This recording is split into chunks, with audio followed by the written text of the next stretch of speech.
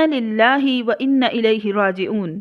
ضلع مظفر گڑھ کے بزرگ سیاستدان، سابق MNA، سینیٹر، ضلع کونسل، ناظم جناب الحاج میاں غلام عباس قریشی صاحب، انجینئر خرم شہزاد خان چانڈیا کے قریبی دوست میاں ارشد عباس قریشی صاحب اور میاں امجد عباس قریشی سینیٹر صاحب کے والد محترم اللہ کو پیارے ہو گئے تھے۔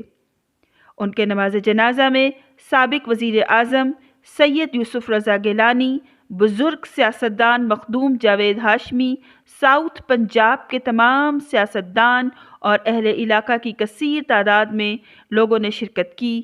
مرحوم کو توسہ شریف میں ان کے بزرگ شیخ پیر جیوندن صاحب کے ساتھ سپرد خاک کر دیا۔